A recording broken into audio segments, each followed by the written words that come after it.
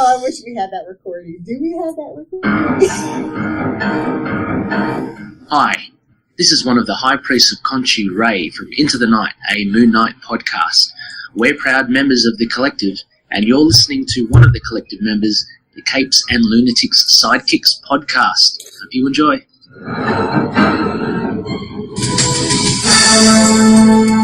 Hello and welcome to the Angel Chronicles, episode 11, where we cover Angel Season 1, episode 11.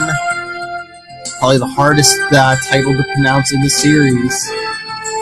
Is it Somnambulist? I wish Charlie was here. He probably knows this. It feels like it's got some kind of Latin vibe or something. I don't know. No, it seems like it, isn't it some kind of term for like sleepwalking or something to that effect? Yeah, I think so. Maybe I'll look it up. We'll figure it out, you know. I know the hip language the kids use these days. Uh-oh, we're in trouble. We got a Charlie drop, not even 2 minutes in. Prepare yourself, boys and girls. But yeah, after we lost you at the end of the last episode, I teased everyone this. I'm like, wait till next episode. Angel fights an Avenger. Oh, God. Okay, I have to say. All night with his 1999 haircut and little goatee. Well, it's 2000 now. Yeah. This is the mid-season premiere of season 1, and it is from January 18th, 2000. In the year 2000. Yes, this episode was, Somnambulist? Somnambulism is sleepwalking. Yeah, so a sleepwalker. Oh, they spoiled it in the title. But not really. This was written by Tim Minear, who we'll never get enough of, and directed by Greenwich Colby, which I don't think we ever saw again. Let's see, I think this is Kate's final episode.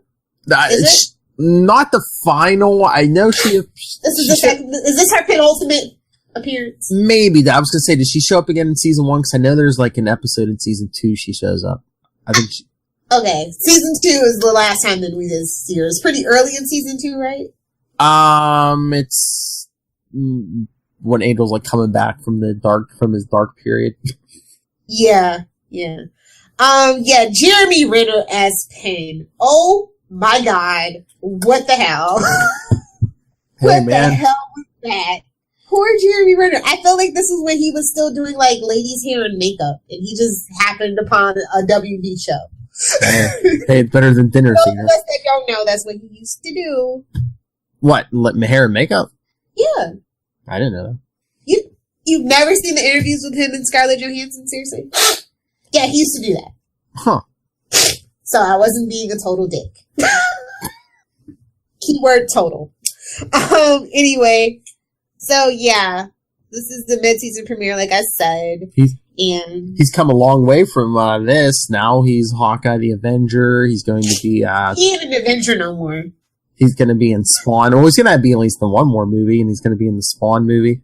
They keep saying he's going to be in the next Avengers movie, but I don't believe them. Well, I mean... Did he say it? Because he never confirmed about the Infinity Wars. And we all know I only care about Hawkeye and Hulk. I think they have to bring him back at least one time to either tie it up or kill him off or something. Off-screen mention. I don't think. If for nothing else, they need a shocking death, you know. Let it be Black Widow? Just saying. Sorry, we don't need you anymore, ScarJo. Just saying. Just get her own movie. Captain Marvel now. Get her own movie. Black Widow is not happening. She's made too many enemies in Hollywood. Just saying. Disney don't want no trouble. We saw what happened with James Gunn. Okay. Hey, the Guardians of the Galaxy defend them. To each his own. Mark my words. Anyway. We like to work and make money. So these openings for Angel in season 1 are just so over the top melodramatic, but I love them. Oh yeah. I love them so much. Don't judge me. No. So yeah, this is kind of weird. It's like a lady. We open with a lady running through the night under a bridge, and she's running through the puddle as the moon reflects down on her. I'm like, what is this? Anne Rice? This is the beginning to an Anne Rice vampire novel, if I've ever seen one. It seemed like Lestat or something, but I think that part of the reason for the hair is like in the dark at a distance, they're trying to make you think it was Angel. I guess. It's like when the figure looks up and we see Angel in his vamp face. I'm just saying. Yeah. And then Angel kind of wakes up. Mm-hmm. And then we see stupid old Kate investigating a crime scene. That crime scene, which is very real. And the girl has a cross on her face, and I'm just like, oh God, not one of these episodes. Not a serial killer episode. Come on. Yeah, the Pope, really? That is a terrible serial killer name. If I was a serial killer that named me the Pope, I would murder the person that wrote that in the paper. I'm just saying. Hey, quit leaving crosses everywhere now. We'll stop calling you the Pope. Well, crosses have other symbols other than religious meanings. I mean, it's not his fault that they lack creativity and research skills. Yeah, but I'm just saying, for whatever, stupid reporter or cop or whoever named them, don't give them an excuse. I guess. Anyway, so they got another one. He's just getting started. I'm like, where is the CSI Miami music and the sunglasses? Because this is David Caruso 100%. This episode is so cheesy. It is the most convenient plot point is convenient episode in season 1. I challenge you nerds to find another one. Go ahead. I'll wait. And we'll get to why in just a moment. So we see Cordelia the next morning, and she's like getting all doing some business practice with an empty chair. And then Wesley kind of comes in, and I'm just like, yay, Wesley. And he's like, I got the office mail. And she's like, dude, that's the dentist office next door. Yep. Just saying. Then Wesley sees like something on the front page of the paper, and I'm just like, convenient plot point is convenient starts here. So he leaves as he sees Angel coming up the elevator or whatever, and then Angel comes in and he's all in a bad mood, and Courtney's like, hey, go see your cop friend, the blonde one that kind of sort of looks like Buffy, maybe if you squint real hard. That would have been funny if Wesley just would have been like, man, the resemblance is uncanny. Angel and his blondes. Darla was a blonde. I'm just saying. I mean, now we know why Spike really dyed his hair blonde. Just saying. Oh, my. Oh. If you haven't read Spike and Angel fanfic on Archive of Our Own, I suggest, as long as you're 18 plus, please go read some. Go search for it by author Lilith Hellfire. Oh, no. You never find my Archive of Our Own author name, ever. Anyway, it turns out Kate's having her own troubles too. And then, Angel's vamp vision or whatever, or his vamp senses something important in one of her archive cases, and he sees the victim. Yeah. And we're just like, okay. Then we get flashback. And then Angel gives his own personal opinion of the profile, and it's just like, dude, you're doing the serial killer thing. You're inserting yourself into the investigation. Come on. Have we not seen Mindhunters, Criminal Minds, any kind of criminal show? Goodness. And then he leaves, and then Kate gives, a criminal profile to the police officers. It's just like, hey, that kind of sounds like Angel. Mm-hmm. Then Wesley, we get back to Angel investigations, and he's like, asks Cordelia where Angel is, and he shows her the newspaper, and oh God, you guys can't see me, but I'm doing the air quotes, his research. Oh, is this when about Angelus. Is this when he cuts the paper up? Yeah. And Cordelia's like, you cut up Doctor, whoever's newspaper. She's like, you're going to get us kicked out of this building. Yeah. So it turns out that this is the same victimology from Angelus's methods from the 1800s. And Cordy, like, this is why I love Cordy. She's a defender of Angel, no matter what. Even though we all know it was really just recent on Buffy where he kind of did lose his soul again. Just saying. Anyway. And then Angel's like, no, it's me. Yeah. You know, it would have been funny if, like, Cordelia would have made the leap that, like, you know, that the reason Angel did lose his soul, and the reason was because last episode she kissed him, and he must have experienced true happiness. Dude, no, see, season 1 Angel, that was way too soon for that. Because that would have had the fans up and a riot way more than what happened. Yeah, no, that isn't what happened, but I could just see Cordelia making that assumption. No, but I know why they didn't go that route. Very much so. Because people were still very much invested in that Angel-Buffy relationship, even though they were on 2 different shows. Oh, yeah. I mean, they really didn't go to the Angel-Cordelia thing until, you know, Buffy moved networks. Yeah. And even then, like I said, they did kind of sort of have a crossover. Mm-hmm.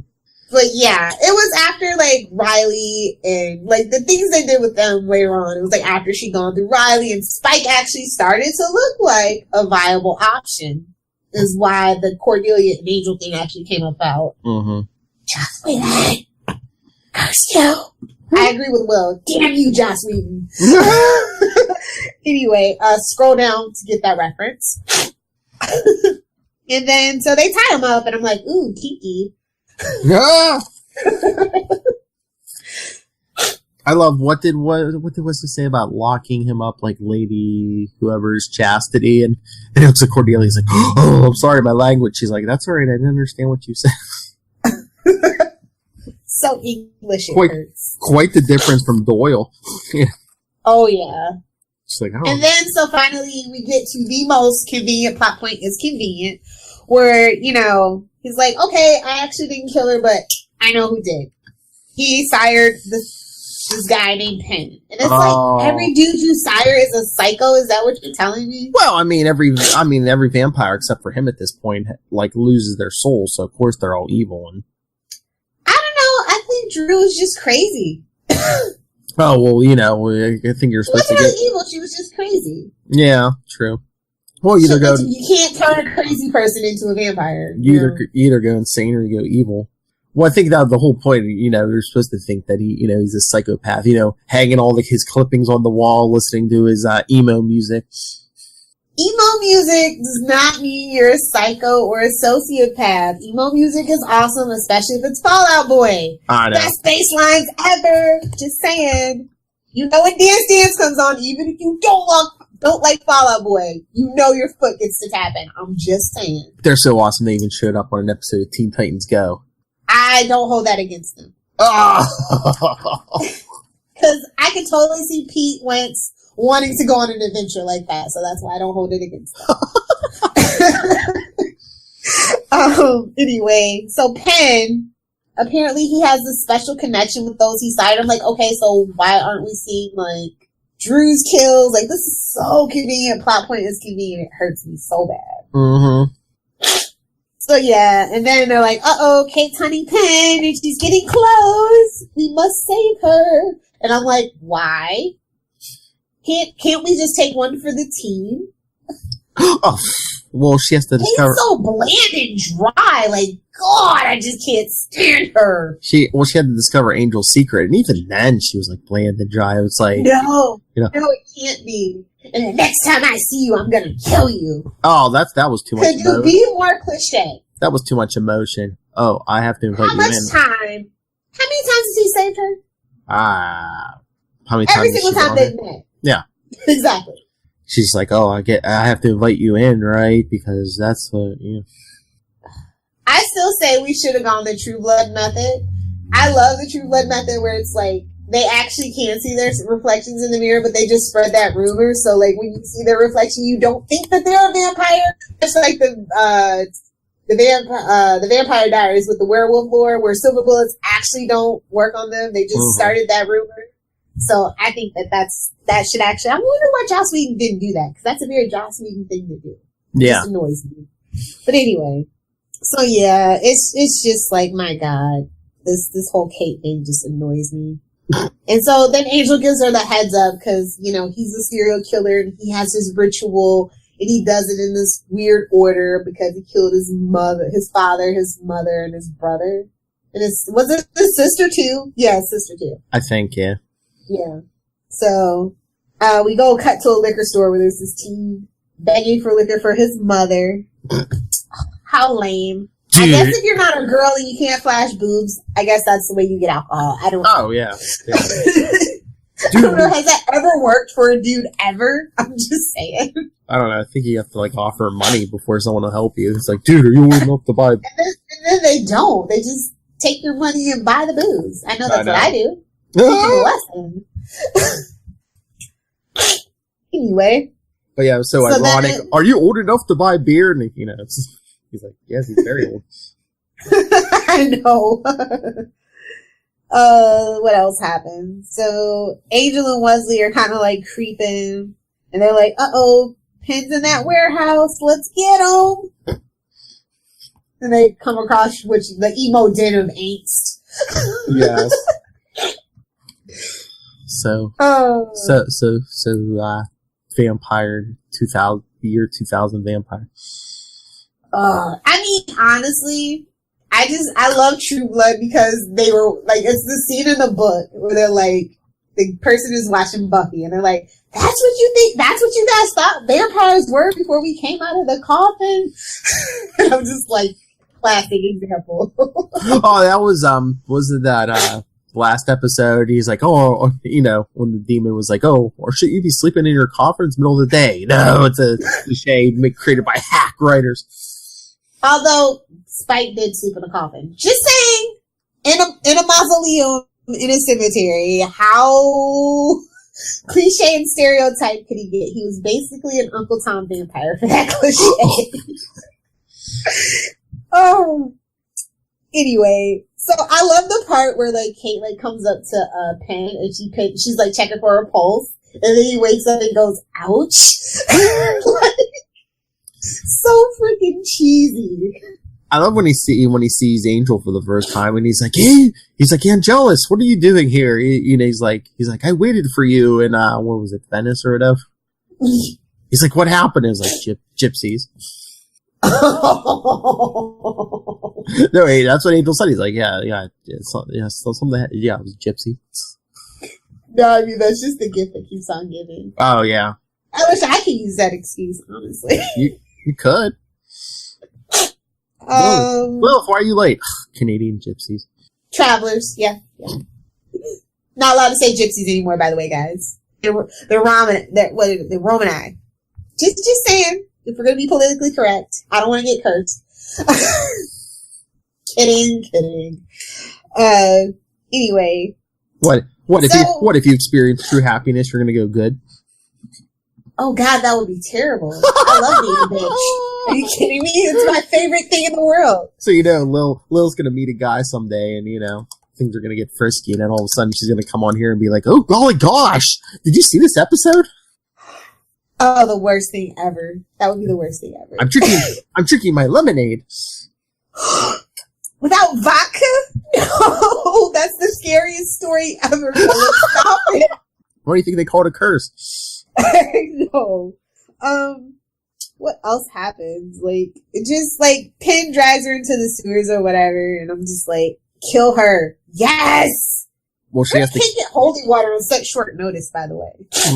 Stole it from a church, I guess. I guess. Yeah, I mean, that's the quickest way to get it. Let's get a priest on hand or somebody to bless it, yeah. Reminds me of Dogma. I bet you this jerk blesses his golf clubs. Oh, Dogma's such a good movie. Poop monster. So yeah, so he actually like saves her or whatever, and I was like, you shouldn't have. Well, Kate kills Penn. Yeah, by shoving a stake through freaking Angel's stomach to get to his heart. Well, like a giant piece of wood, yeah, through Angel to get to Penn's heart. He's like, well, you could have aimed for his heart, too. Well, he said, Angel even said, you missed, and she goes, oh, no, I didn't. So Kate's like, obviously Angel isn't evil, but she wasn't ready to see the supernatural, so obviously this is like the strain in their relationship that they never get over. Mm-hmm. And again, it's kind of hard to tell. Was this planned from the beginning, or was this a change of plans? Because the actors obviously do not have any chemistry. True. I'm surprised they didn't go the route where, like, she wanted to be made a vampire or something, because, you know, she really has nothing else going on in her life. If we would have met original Kate from that second episode where she was like a strung out undercover cop, I could see them going that route with that particular Kate, but not this particular Kate. Yeah. Because, I mean, she has nothing going on in her. That's the other thing. The character has nothing going on besides she has job. a bad relationship with her father. She has no boyfriend, no kids. Work is her life. How cliche. We didn't. Yeah, I was gonna say we don't even see her with like one friend. She didn't even have a partner. Like, she's just straight up loner. Yeah. So yeah, she's like Olivia Benson on steroids before she finds the little abandoned baby. Do you think like Angel was supposed to be like her unofficial partner, almost like an earlier version of what we get in Lucifer? Oh God, maybe this is where Lucifer got that idea. Mm-hmm. Although Chloe is, no offense, is way hotter and way funnier. Just saying. Lilith's like, she can get it. Damn straight. That whole cast can get it, to be honest. I was gonna say it. There's one ugly face in that cast. So Angel's sitting alone watching the city from the balcony of his apartment, and Courtney's like, I had a new vision. And he's like, I don't really care. Because he's pondering, does the world really change? And it's like, not really. Mm-hmm. I mean, you save the world and you get to work at Wolfram and Hart. I'm just saying, like, But that's the weird thing. Nothing changes. Well, that's the weird thing, because Cordy didn't get a vision of what's his face? Penn, right? No, she didn't. This wasn't a powers that be thing. It just was one of those convenient plot points are convenient stories. I guess, but yeah, wouldn't the powers that be like, here, you know, here's a thing, here's a threat you were like directly responsible for creating. Why don't, you know, go out? But at the same time, you have to remember that the powers that be in this universe are very manipulative. True. Like, I begin to wonder if the powers that be were even really the powers that be eventually. Like, yeah, how things turn out, it's like, that would have this was a glorificus or something. Who knows? That would have been interesting if they would have like turned out to be like a competitor of Wolfram and Hart or something. I honestly, like, the way that things turn out with, you know, the baby and stuff, like, I just, like, I think that was maybe a drop plot point. Yeah. At one point. So anyway, Courtney's like, no, the world does change and you've changed. And she's like, you know, she assured them that the message she got in her vision wasn't for Angelus, but it was for Angel. And that the powers that be know the difference. So I think that is a thing. So Angel asks her what she'd do if the day ever comes that he reverts back to being Angelus. And she says, she doesn't hesitate. She's like, I'd kill him dead. And this comes up a lot because we do an episode where he kind of sort of, they think he's bad, and she kind of goes, are you sure that holy water, that isn't holy water in the water cooler? Are you sure? Because I prepared for this. I lived through Angelus before, blah, blah, blah. Oh yeah, there's that episode this season, yeah. Yeah. So, yeah. I like the way that ended. Like I said, I really did enjoy the camaraderie between Angel and Cordelia. It really propels her, like, growth as a character. Mm-hmm. So, like we said, Wesley was good, you know, much fresher take than Doyle. Yeah, I mean, he was still kind of bungling, because he's just quick to assume. Yeah, but I mean, worse than Angel.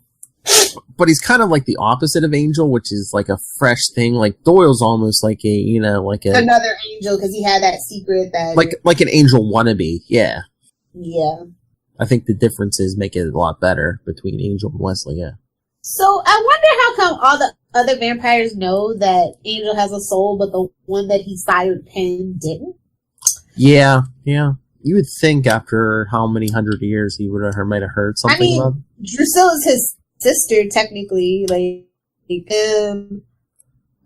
don't know. And I found that really weird. And I forget if that connection's like two ways, but Angel even said he could he was like having the dreams because he could and it felt kind good. of sense he was near. Well, He liked it. Well, that he could kind of on a certain level sense that he was nearby. I'm like, does that link work two ways? Where Penn could be like, wait, there's something feels weird about you. I feel like that was an Anne Rice reference, honestly. In some of the books, like the later books, they talk about how your mind can't be close to the person that creates you or whatever. Yeah. You. Yeah. That's how I took it. Mm-hmm. This is all convenient. Plot point is convenient. True. Oh, and it kind of reminds me of that episode, Love Dares You, the part 2 where Spike suffers the visions of his past soulless self preying on people. Oh, yeah. Although that episode comes after this. So they took it from this. Let's see, what was the body count? Well, how many victims were there? Was there 4? 4? Yeah. 4, and then Penn got dusted. Yeah. I still love that effect. I don't care who you are. Like, that is the best vampire effect ever. Oh, yeah. I just wish that was a universal thing. So 4 humans, 1 vampire, and a newspaper. Oh, poor. Well, if we count all those newspaper clippings Penn had. Oh, yeah, a couple newspapers, yeah. Poor Redwoods. Poor Redwoods. Let's see. Were there any, I can't think of pop culture references. We get Obi-Wan Kenobi. Mm-hmm. Well, she says Psycho Wan Kenobi, but you get it. Mm-hmm. She says that, she made a Gallagher reference or something. Cause he didn't change his act, like Gallagher. Oh, yeah, yeah. She's like, you think you can't just act after 200 years or whatever, and, Yeah, and Wesley. You leave Gallagher alone. And to quote Dave Chappelle, you leave Black Gallagher alone too. Ah! Let's see. Lady Hamilton. Oh yeah, that's the thing that Wesley was talking about. Lady Hamilton's virtue. Yes. And he's like, oh, sorry, and Cordelia was like, I don't know what you said. Yeah. That was a random, that's not really a pop culture reference, I'm just saying. Maybe to somebody like Charlie. Not to Oh my. Oh yeah, no, I'd be like choosing Charlie cracking up, be like, what? Oh, here's something interesting. After writing the first draft, Tim Minear had to rewrite parts of the script to accommodate Wesley's arrival and Doyle's departure. The final scene on the rooftop was originally between Angel and Doyle. Uh-oh. Oh? Uh-oh. Did we just find something out? No. Maybe. I need to know. Tim Minear, get your butt on this podcast. Maybe the departure was supposed to be later, and then for some reason it came sooner.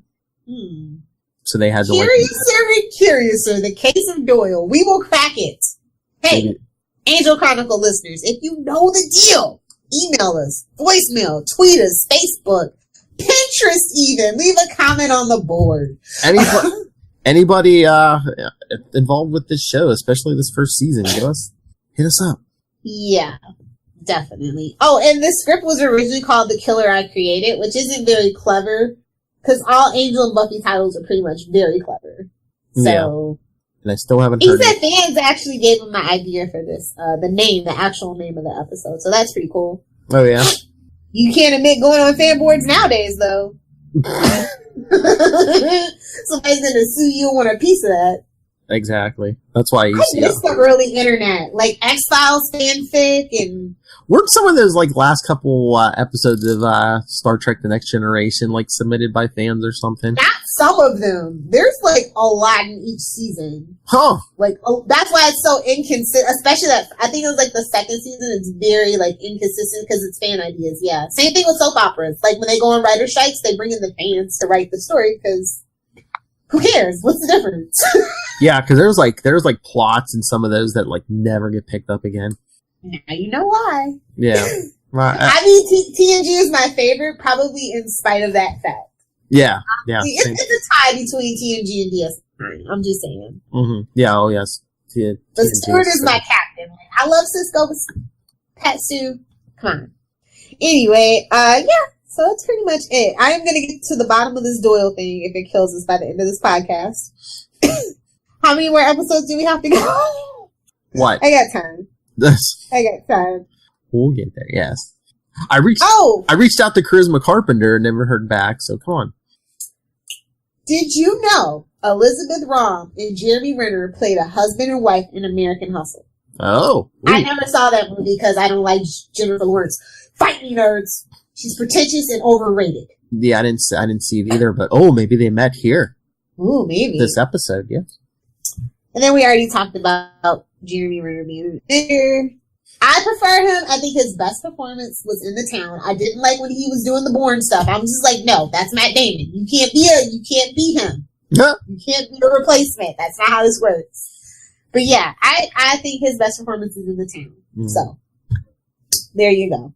Yeah, so we can do some shameless plugs if you don't have anything else. No, I think that's it.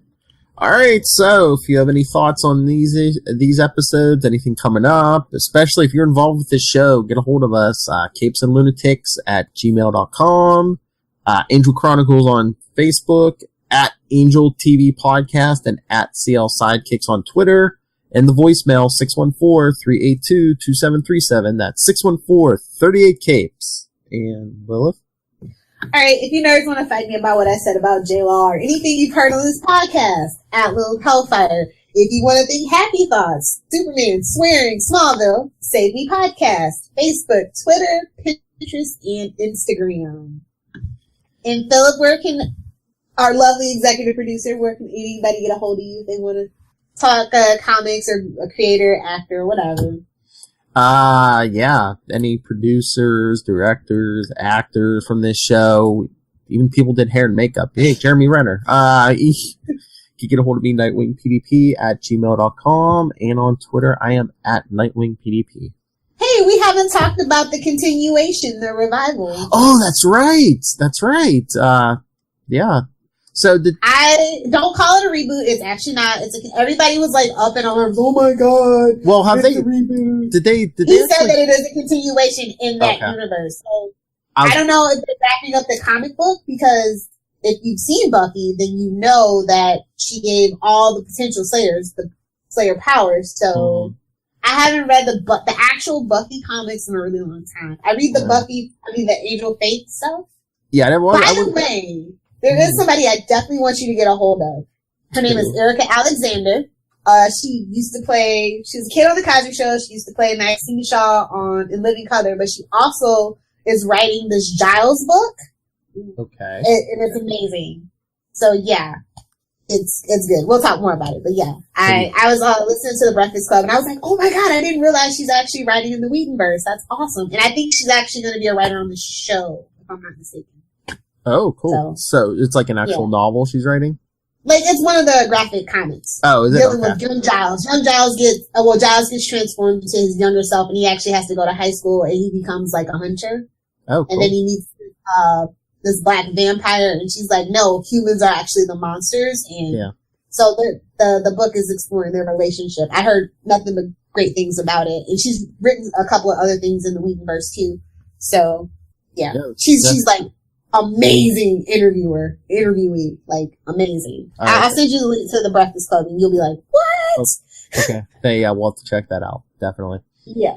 But I'm excited for a continuation. Like I said, I would prefer an Angel revival. I'm pretty sure that David Boreanaz's show on CBS got canceled, right? The little military one. So he's got time. I think, but that's always hard though, because it's like, vampires and aging and. Well, he has a soul. We'll just make my headcanon canon, and it's fine. Make my headcanon canon, and it's fine. True. I mean, do it. I mean, if this Although James Marsters hasn't aged, so I don't know what we're going to do about that one. Yeah, there's makeup techniques. You can make him look like he aged. So yeah, I'm excited. Like, I need to get back to reading the comic books. I think definitely, I need to get caught up on Buffy, Angel and Faith. Those are my favorites. So yeah, have you read any of those yet? No. Like I said, I should get in. You never read the Angel continuation by itself either? No. I read some of the early Angel stuff, like maybe when the show was on, or maybe right after the show was over. But yeah, I haven't read any of those for a while. But you should. I keep meaning to. Yeah, because I definitely want to talk about it after we get to season 5, which is going to be so long from now. But I know. Not that I'm complaining. I love this universe. Oh yeah. So anyway, yeah. Alright, let's get out of here. You don't have to stake us twice. You figured this out. I'm hard to kill. That's evidence. I know. Many have tried. Many automobiles have tried. Anyway, join us again next time. Remember, our hero Angel tougher than, well, the weak link on the Avenger.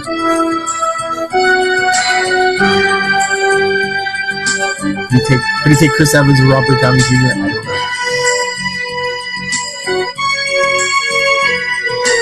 He could at least be their maker. Well, not Angel, the other guy.